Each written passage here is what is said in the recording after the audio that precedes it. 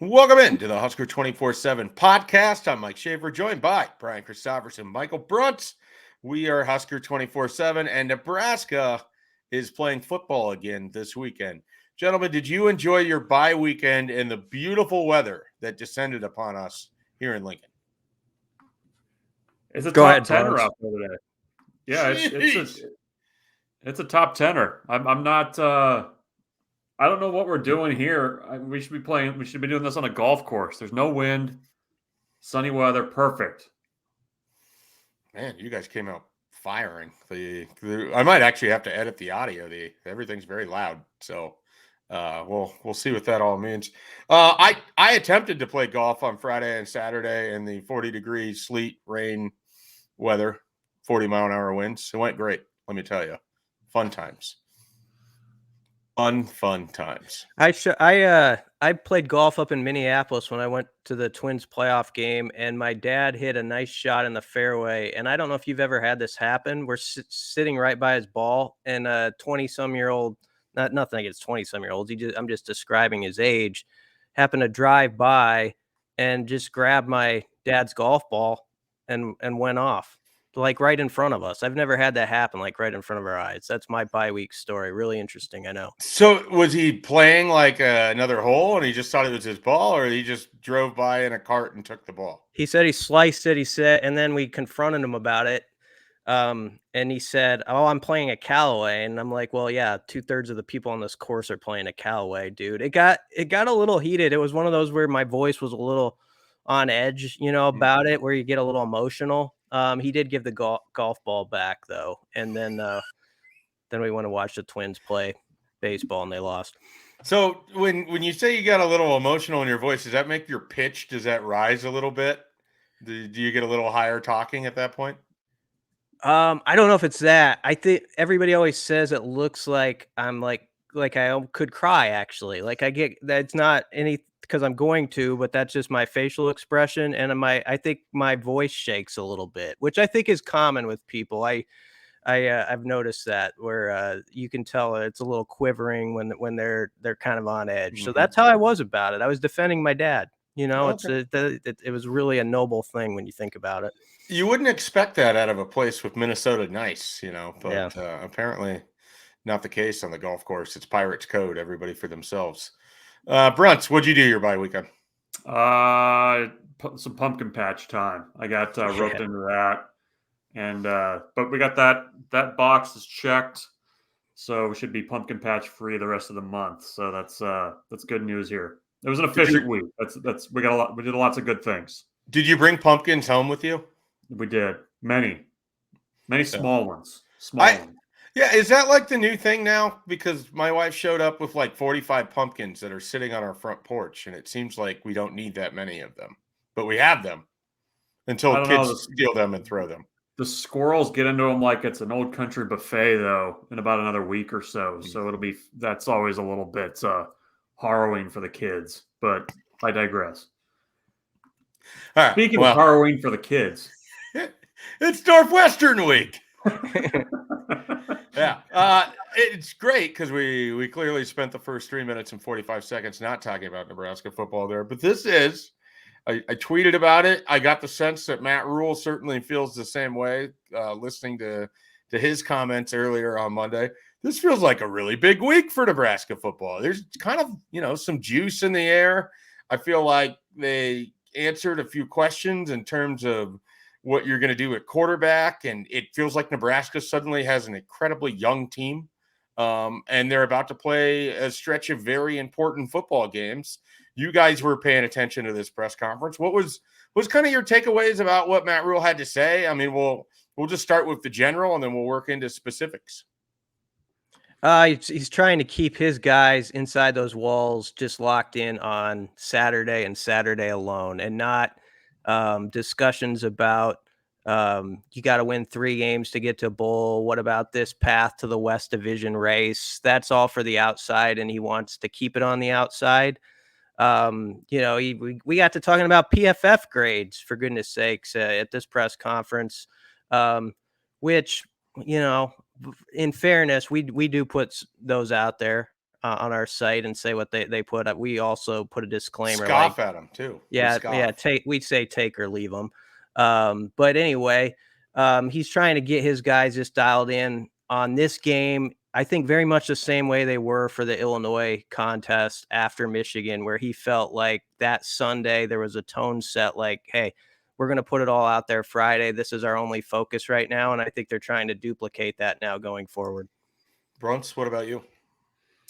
Yeah, it was I wouldn't say edgy, but like Rhule kind of came in wanting to talk about certain things. And you look at, well, I guess the approach is probably correct. I mean, when you look at the way Nebraska football has just wilted in the second half of seasons, the last, since like 2015?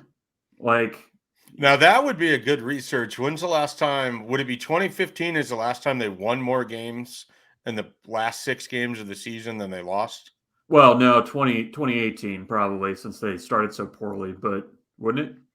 They went 4-2. I think that's probably about the same of what they would have done in 2015 as well. They both lost to Iowa. They both ripped off some wins in there. Anyways, continue. Yeah, so I mean, I think he understands kind of what the challenge is with a program like this, and it's interesting too. I was thinking about this, that the way that Nebraska's schedule is typically kind of played out.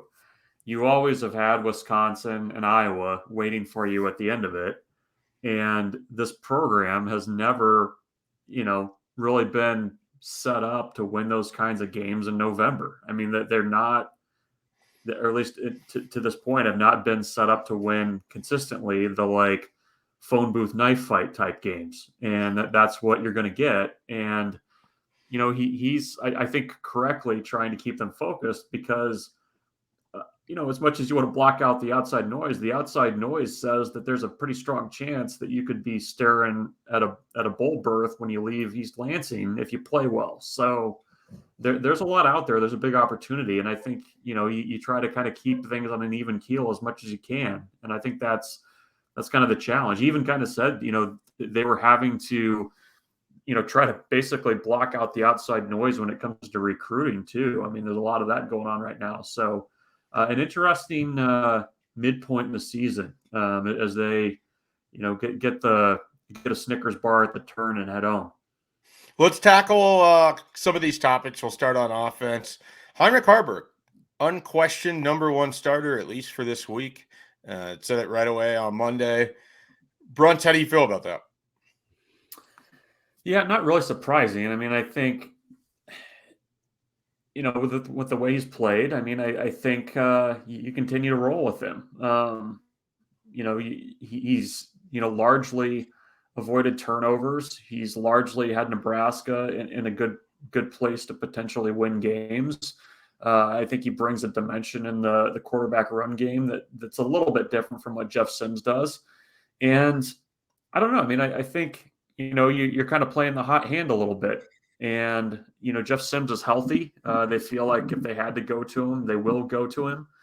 But I didn't find that particularly surprising. And, I think that's probably the way that they prepared in the bye week, was that it was going to be Heinrich Haarberg coming out of the other end of the bye week as the starter.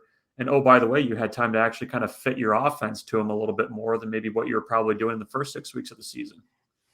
BC, you were on the road up to Minnesota when we talked about this last week. What did you see from Haarberg against Illinois, and where are you at 4 games into kind of his quarterback career? I guess it's technically 5 games if you add the last quarter against Colorado, but 4 starts into his quarterback career. Well, I mean, he just has protected the ball better than Jeff did the first 2 games, and that's probably the separating point right now, and that's a big separator. And maybe we saw the worst possible data points we could from Jeff Sims in those first 2 games. Maybe he would be a lot better next time out. But, I think Haarberg, for the most part, has avoided what I would call like those cringeworthy throws where you feel like it's in danger. There's been a couple of them, but not too many.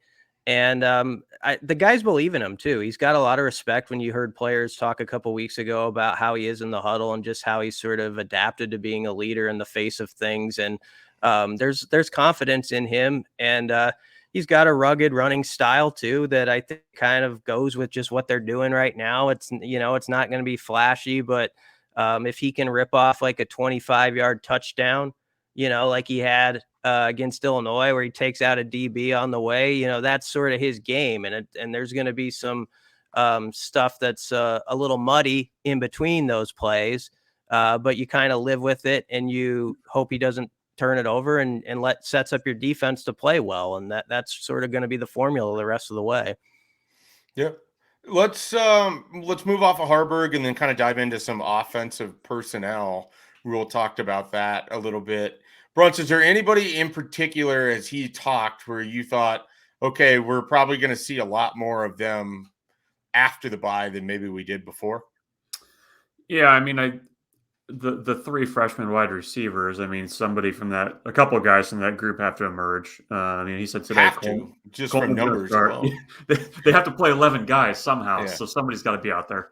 But no, they said Malachi Coleman will start. You'll see a lot of Jalen Lloyd. And Jaden Doss didn't, from what Rhule said today, didn't seem like he's maybe as much in the game plan as of now as those other two guys. And part of that, Doss came late or was in the summer, and then broke his arm, was basically out for a number of weeks, and is still playing catch up. I mean, the bye week probably helped him a ton, but you're still a month or so behind everybody else. So they like him. They like what he's going to be long term. But I think I would probably bet more heavily on Coleman, who is the starter, and more Jalen Lloyd, that they've, I think, tried to feature a little bit more. The other guy, do you guys get the sense that we're going to see more Billy Kemp or more use of Billy Kemp? There's got to be more use of Billy Kemp. Is that kind of the takeaway from today? I think they have done a relatively surprisingly poor job of just getting him easy throws. Like, I don't know, like, it's easy for me to say that. I'm not the one who has to call an offense. I'm not the one who has to try to, fit this into whatever else they're trying to do, while also working with your issues everywhere on the offensive side of the ball. But how often can you think, if you just close your eyes, how many plays come to mind where they just clearly made it a point to get Billy Kemp the ball, whether it was 2 yards in front of the line of scrimmage, 2 feet in front of the line of scrimmage, 20 yards down the field? Like, it feels like there was a couple games there in the middle in the non-conference where it seemed like it was an effort to get him the ball, and then everything since it's kind of just been, if it happens, it happens. That's how I view it anyways. Yeah. They're definitely going to try to get him the ball more. I guess my biggest takeaway from the press conference today was just Rhule likes his template that they have, and he likes his staff. And he really doubled down on that today, and just his belief in all of his coaches. And, I think he's proud of the fact that for whatever warts they have on offense, they're at 200 rushing yards per game, and the run defense is playing like it is. And it's sort of a thought like, this isn't as pretty as it's going to look in the future, but he likes the base of what they're doing right now. And if you just keep building on that, what it can look like. And, he like, even the Illinois game, that was, ugly on offense in the second half, but the style in which they played, he's just like, we're going to try to choke out games like that. That's just how we're going to play. And hopefully in the future, it's one of those where you run for 100 yards in the fourth quarter and everybody walks out happy. But that was probably my biggest thought from the day, was just how much he sort of believes in the bricks they're building right now. And he's okay with it. But they gotta obviously build on it in these games ahead, because as much as he doesn't want to talk about the bowl games, he has a couple times spoken about how huge those practices are for evaluating players, getting those young guys time, and getting them to believe in your program and where they fit. So he knows it's a big deal to get to those 6 wins. He just doesn't want to have his team, locked in that conversation as they're trying to get there. BC, you're talking about believing in the bricks that have been laid. Do you believe in the the running back room over the next 6 games. Well, if they can hang on to the ball, I think they can get enough done. That's just a question of, can you avoid those silly turnovers, on exchanges and just basic stuff. And I actually liked a couple of the things Emmett Johnson did prior to the fumble. Like, he only had, 2 or 3 touches, but there was a run where he made a burst and a cut. I was like, oh, that's as good as a run as I've seen from a Husker back this year, I thought, just before that fumble. So I'd be intrigued in seeing more from him. And also, Bruns was talking about the young receivers. Rhule did throw in there Fleeks. Quentin Ives. Oh, Well, he did. He mentioned he was talking about how Malachi and Jalen, he said, had the look like, okay, it's my time. I know it's my time now. No questions about it. Let's go. And he mentioned Ives that same way. And it just made me wonder, without going too far with that, does he pop in for a few reps after the bye week? So, yeah, and you're right. Fleeks came up too as a guy they want to get the ball as well. yeah. I don't know about you guys. I think the running back picture is just going to be kind of muddled the rest of the way. Like, I don't know if there's enough confidence that you can just give the ball to Anthony Grant 20 times. I thought he had a really bad game against Illinois beyond just the fumble. They have to figure out something in the running back room, how to make that work, because it can't all just be Heinrich Haarberg if you're going to really get behind running the football.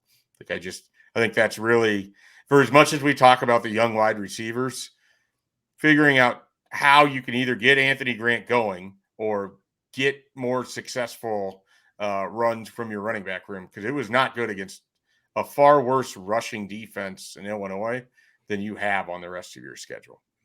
Yeah, and it's too bad there was that fumble on the exchange with Emmett, because I feel like he was like 1 or 2 more runs on that drive. Like, just ripping, yeah. If they punch it in and he goes in, on a nice little cut back and scores, he's the talk during the bye week. Yep. He really would have been. So that's how, how close these conversations like hang on the ledge sometimes of being out there or not. And he was very close to being a big talking point during the bye, because he had a couple nice runs before that. So he did enough to, at least, I was like, okay, I'd like to see a little more of that and what that looks like.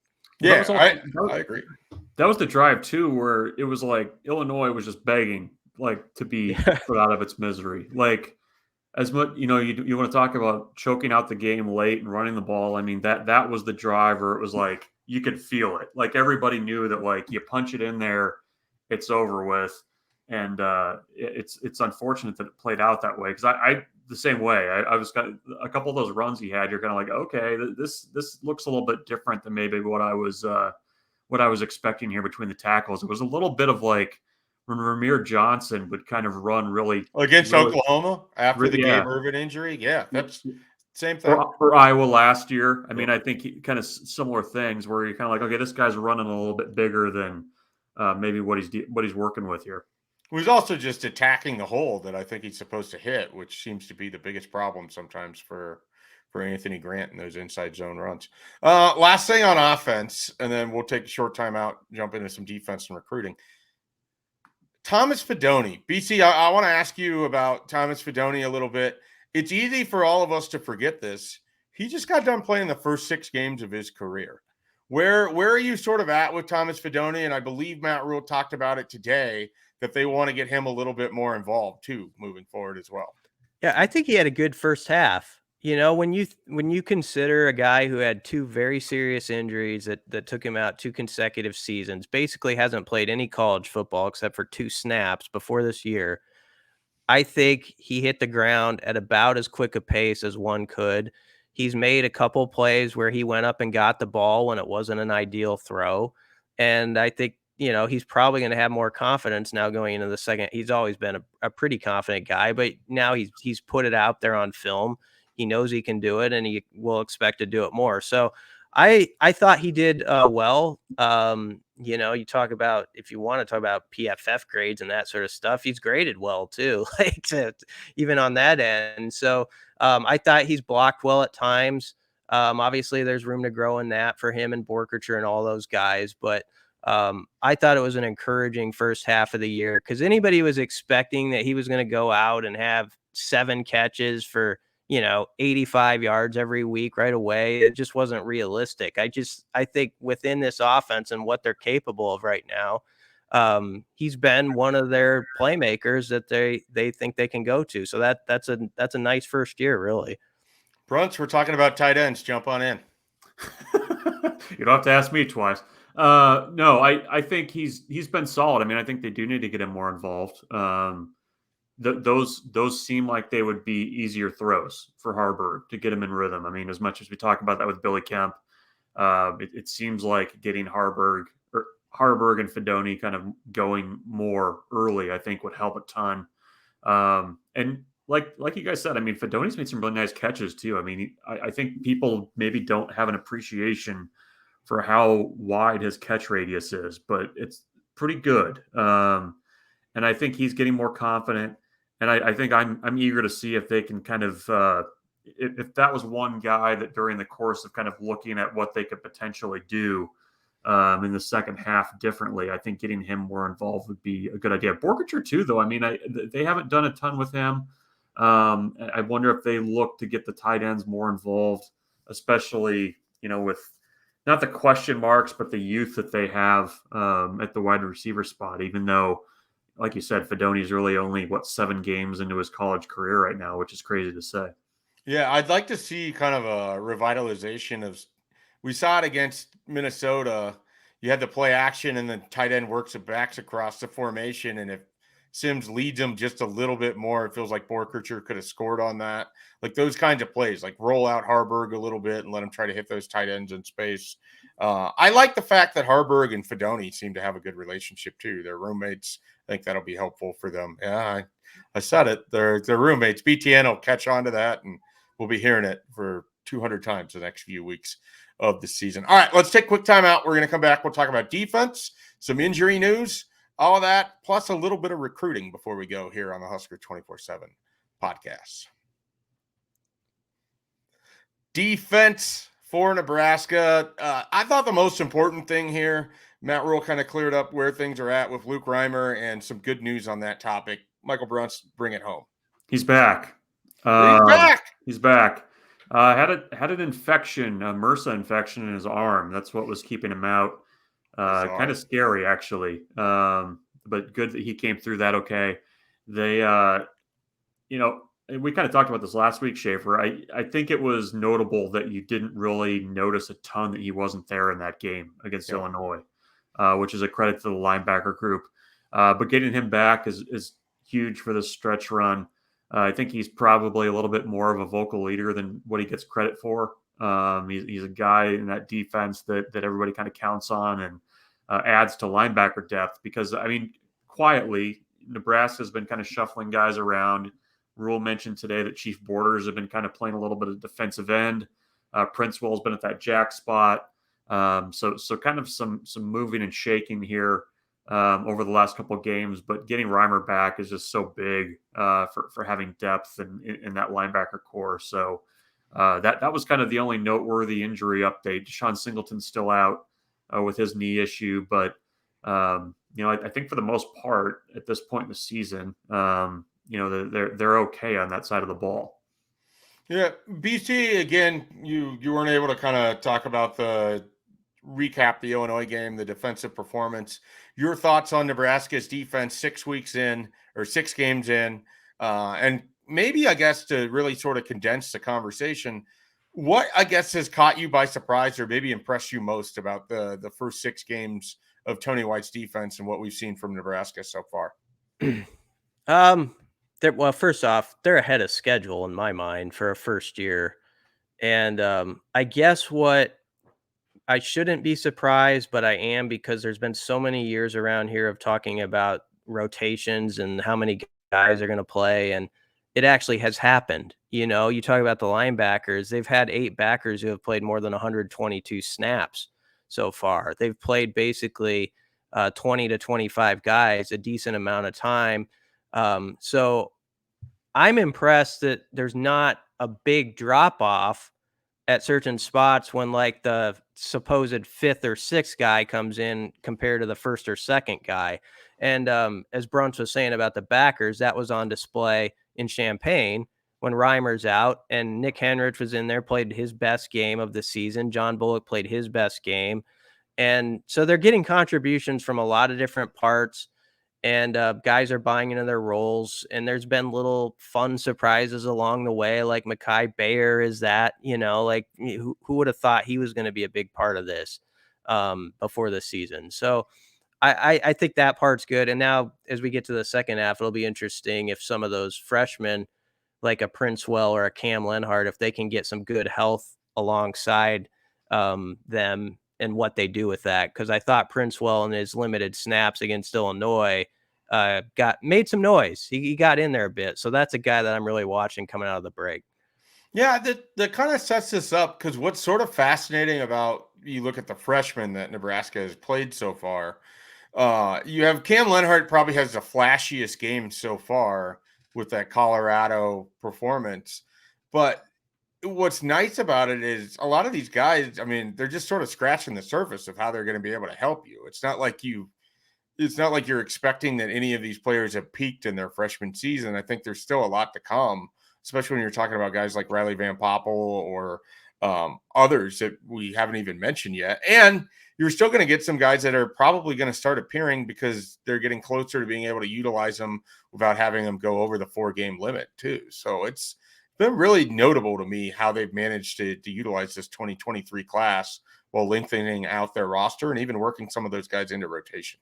Yeah. And part of the reason why they got to make a bowl game, besides the obvious, is like for those guys, like it would be a fascinating December around here just to see where they move some guys around and where they end up like in the bowl game and how much they would play.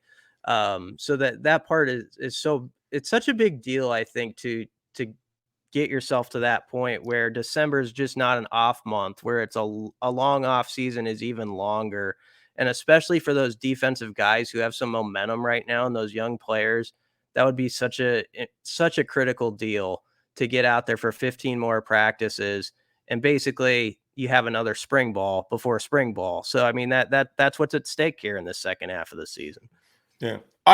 Is there anything else you guys want to get to specifically on defense?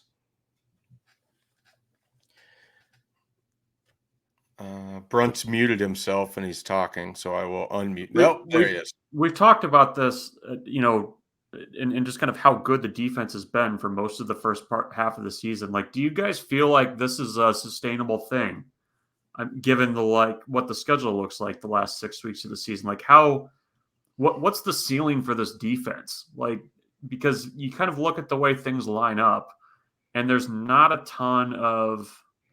I'm careful here. Not a lot of offensive juggernauts left on that schedule. You've got Tom Allen's not on the schedule. You can say whatever you want. You've got starting quarterbacks out at Iowa and Wisconsin. What can this defense look like by the time we're sitting here talking about this the first week of December? Well, one of the things that's been maybe most difficult to figure out is that Nebraska's defenses tend to struggle against teams that weren't particularly good offensively anyways. So now they have a defense that looks like it sets up well against most of the median offense in this conference, which is not a particularly good offensive conference year in and year out. So what I find most difficult is can they go from being solid, which is what they were for the first 6 games, and we saw a glimpse of it against Illinois where they just set Nebraska up over and over and over.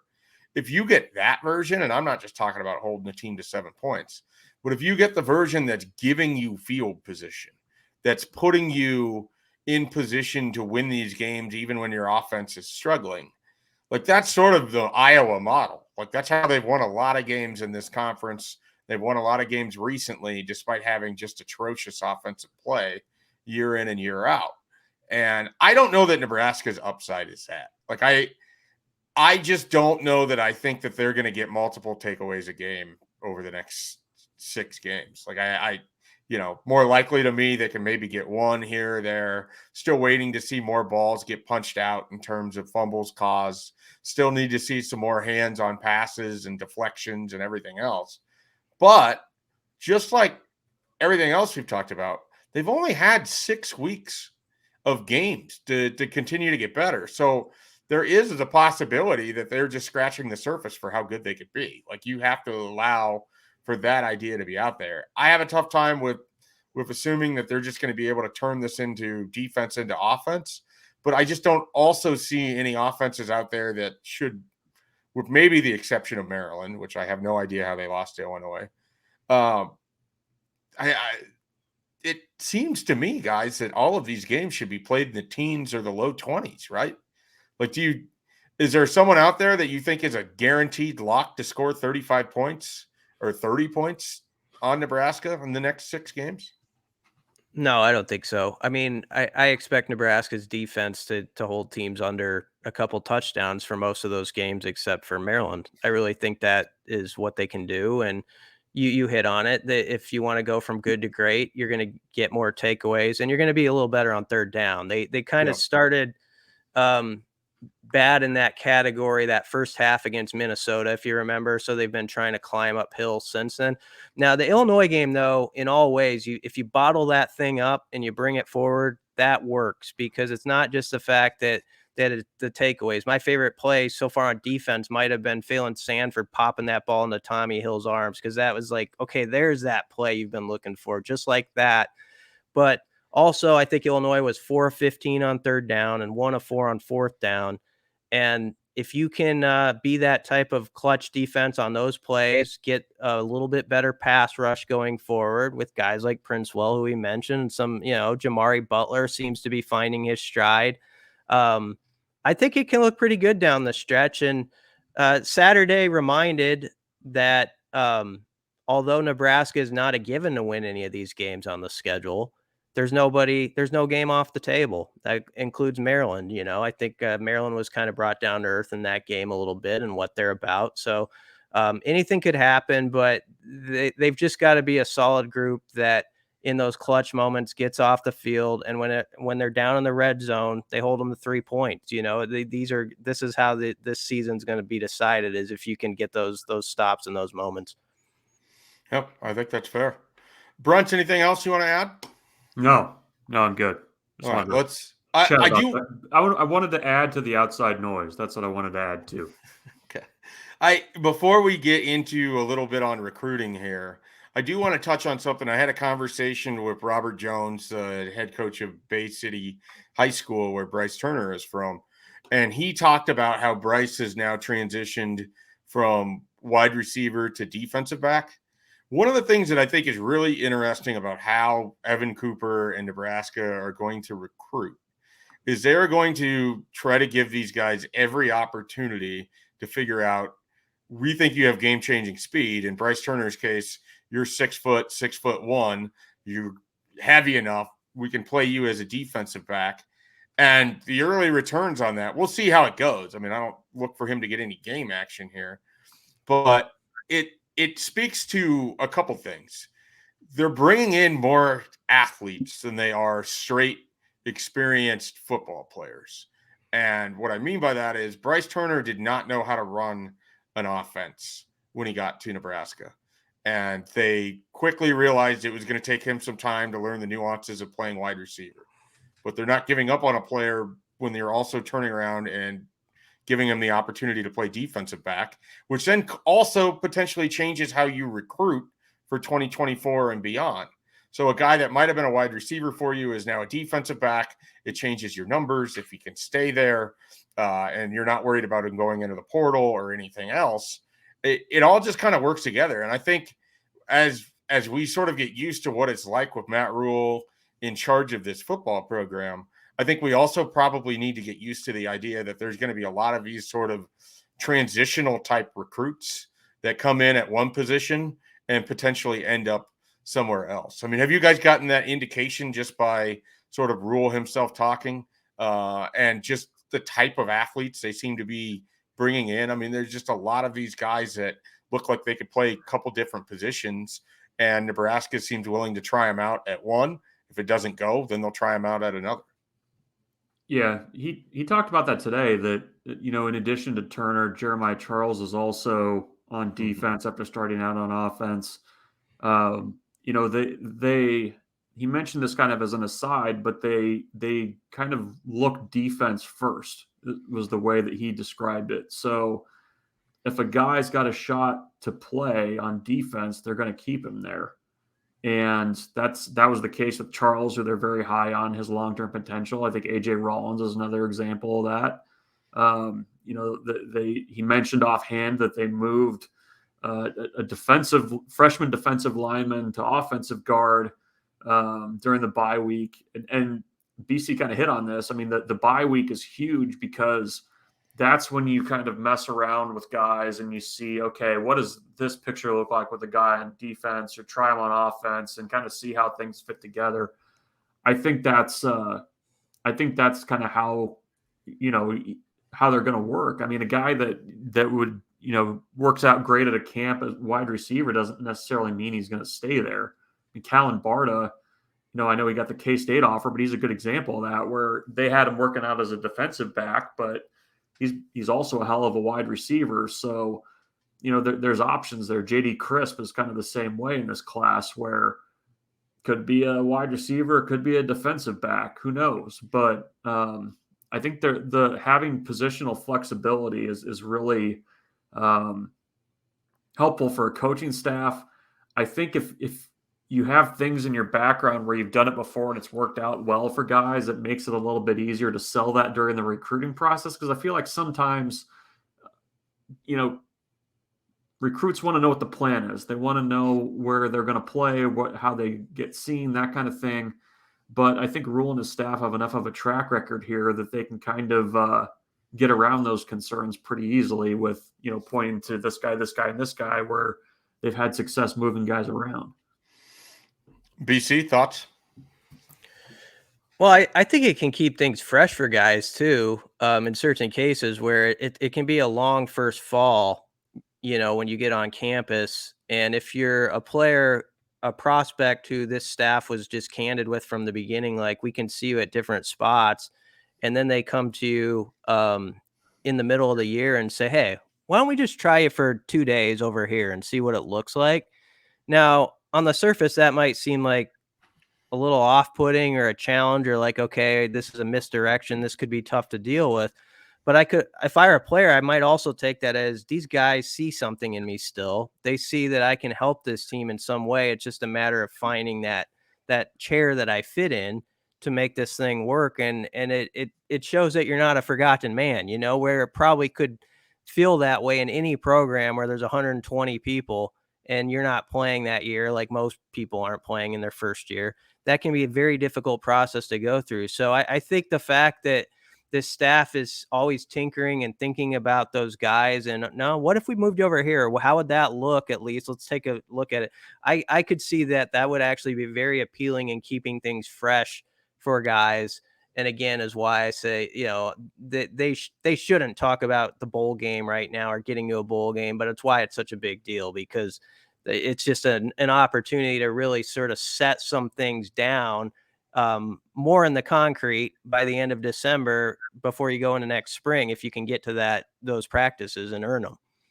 They shouldn't talk about a bowl game, but we will talk about a bowl game. I asked Bruns this last week, BC. You get your choice between Detroit, New York, Phoenix, and Las Vegas. Give me your ranked options there. I'd take Las Vegas because it's before Christmas, right? So that's a selfish pick on my part. So you want to be back for Christmas? Because Bruns, I think, wants to be gone. BC's a big Sphere guy. We learned that on the way to Illinois. He likes the Sphere. No, this won't surprise you, Schaefer. I didn't know there was such a thing as a Sphere that U2 is performing at, but Brunch illuminated my mind to it, and I think it would be kind of fun to go to. So Wow. That's my number one. None of the other reasons for Vegas. I'm not a Vegas guy, so I don't need all the other stuff. But I like that it's before Christmas, and I like the Sphere. And then the Guaranteed Rate Bowl. Is that the one in Phoenix? That would be my number 2. Seems like a nice locale. Warm weather. This is what we're getting at here. Yeah, 3 would be Pinstripe, 4 would be Quick Lane, but beggars can't be choosers. You take what you get. And I would just embrace, like, on December 10th, we're writing like a practice report. Like I've dreamed, that's like a dream right now to like have that situation in front of you. Just a quick hit in the middle of December is something I would never take for granted ever again. All right. I like that. I dream about writing 500 words about practice on December 10th. That was a passionate speech right there from Brian Christopherson. All right, let's finish up with recruiting. I'm going to let you guys figure out what you want to know. You ask me, and there's no shortage of things. There's stuff on the website. We've got updates on Nebraska commits that were elsewhere over the weekend, and Nebraska commits that have reaffirmed their commitment to position coaches last week, and everything else. That's all up on the site. Plus, there's offers going out from Kansas State to Callan Bardo. What does that mean? Nebraska made an offer to a junior college wide receiver. What do you want to talk about in recruiting? And that's how we'll finish this in the final 5 minutes here. I mean, I think I'd like to know a little bit about Carter Nelson. Matt Rhule, not speaking specifically about a prospect, happened to mention that he went to Ainsworth this weekend. He read that article in the Flatwater Free Press about their great Cowboys store that they have up there. And I think he just wanted to visit it. He needed a parka, he said. I feel like a parka is a little strong. I mean, it's not like it's a frozen tundra. It's the Sandhills. He needed a parka and a hat, and he got that. I assume he was in Ainsworth to see Carter Nelson. He didn't say because he can't because of NCAA rules. Where do things stand there as far as you know? Yeah, Carter Nelson went over to Notre Dame for the weekend. Notre Dame put it on put it on USC, who they played on Saturday. This was kind of in the works for a while. Got to give a lot of credit to Tom Loy at 247 Sports. He's been sort of all over this story from the beginning. But Notre Dame clearly wants Carter Nelson. They had a recruiting staffer that was out for the Pope John Elgin Ainsworth game a few weeks ago. And I know that Notre Dame is very, very interested in him. But they also knew that it was a bit of a long shot. I think they threw the best punch that they could on Saturday. And Carter Nelson still expected to be in Lincoln this upcoming weekend. I know that the staff has done a really nice job recruiting him. Just talking to him a couple weeks ago after that game, he was sounding like someone who's already on the team. So I have been skeptical that Notre Dame was going to be able to flip anything. And this will still go all the way up until signing day, right? But I think Notre Dame took its best shot. I don't know that they're going to continue to invest a lot of resources in it. And I think Nebraska is in a really good spot to just hang on to Carter Nelson at this point. He's grown pretty close to some guys in the class. He definitely feels good about Nebraska's coaching staff. He even really liked to see the interim tight end coach, Josh Martin. And he's looking forward to, when he comes down on Saturdays, gets to spend a little bit more time from him. And he's liked what he's seen as they've used Thomas Fidone so far. And I think he views that as a little bit of what he could be at Nebraska too. So I, Mike Schaefer of Husker247, feel pretty good about everything that transpired over the weekend, with Notre Dame and Carter Nelson. We'll see. Obviously, a lot can happen between now and signing day, but I think the Huskers going to walk away with the signature of the top player in the state for 2024. Is it possible a guy could just want to go watch Notre Dame play USC too? I mean, that's always a possibility. I don't think he was the only one from the state of Nebraska in that mindset either. So Rhule even kind of talked about it a little bit today, saying that he doesn't get mad about having to recruit a guy. And I think they understand sort of where some of these things are at. And this staff, maybe more than recent ones, probably pushes for a little bit quicker commitments, which also means you have to put up with some of the other stuff that goes on in recruiting, and they're involved in it too. Like, it's not like Nebraska isn't out here trying to flip guys that are committed to other schools.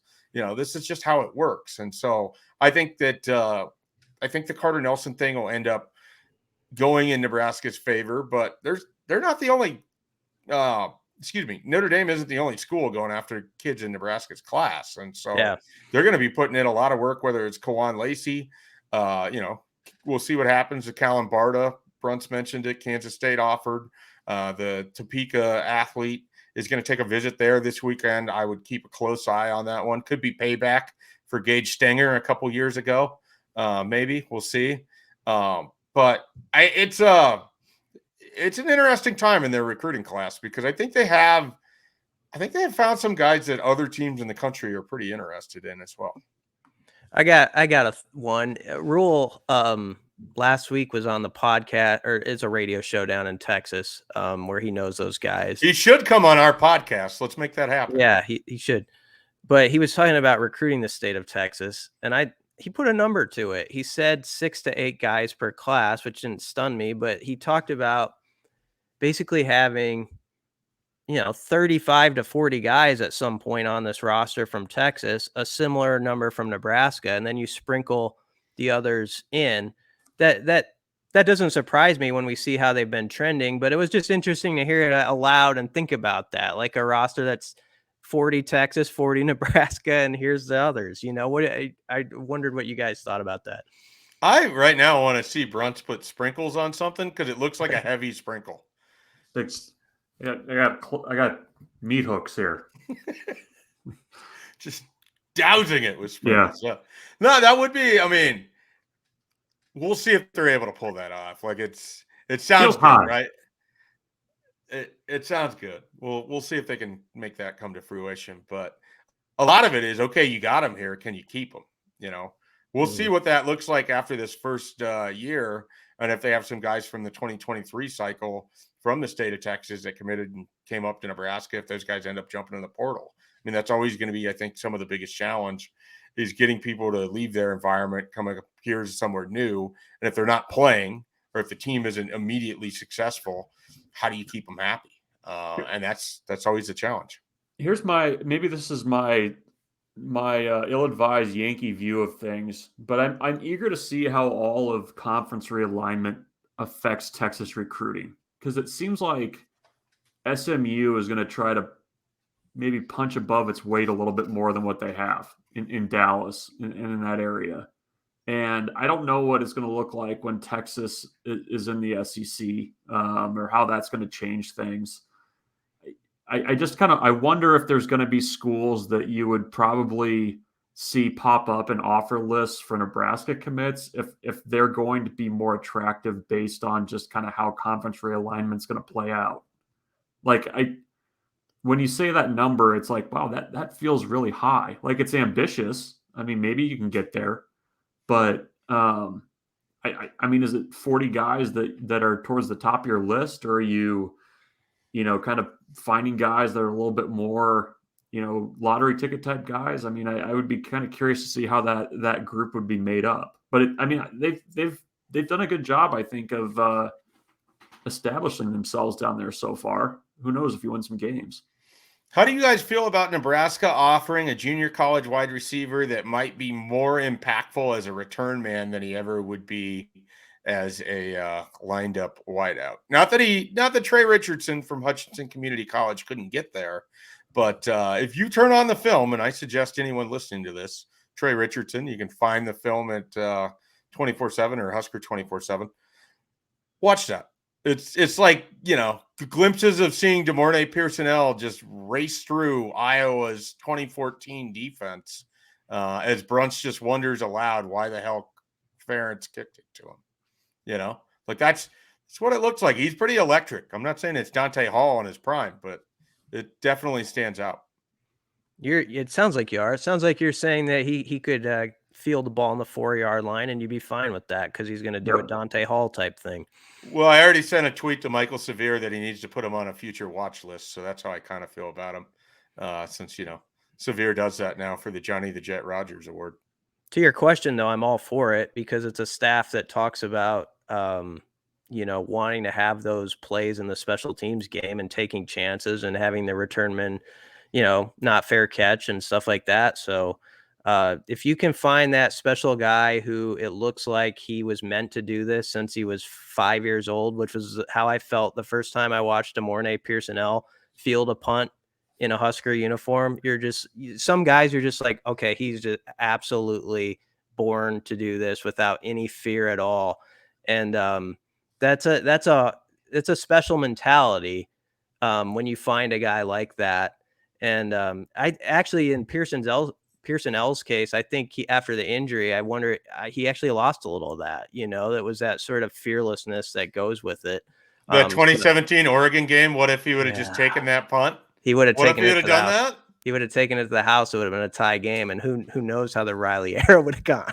Well, they wouldn't have scored in overtime, so they would have needed to go for 2 there to win.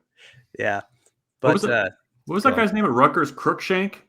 Yeah, Nebraska. Aaron Crookshank. They need a Crookshank. I'd be okay with that. He was at Wisconsin and Rutgers. He hit Nebraska twice. Yeah, I'd be okay with that. A team that struggles to score, you get a guy that gives you a couple of those a year. I think that's worth a scholarship. Okay. Well, we got a full story on Trey Richardson at Husker247.com.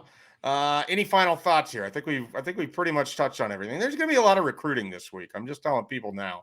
I'm feeling like it feels like it's finally time. It's been a little bit sleepy, but I'm ready to start rolling with some recruiting stuff. So hopefully people are interested, and it'll all be found at Husker247.com. Final thoughts, Brunts, BC, what do you got? No, I'm excited for the Hypecast this week. This is always a favorite week of mine. Yeah. It's not often we get a celebrity on this podcast, but looking forward to it. Or do you just want to give it away? Do you want to tell the people who they're going to get? No, they'll know when they hear the voice. He's tall.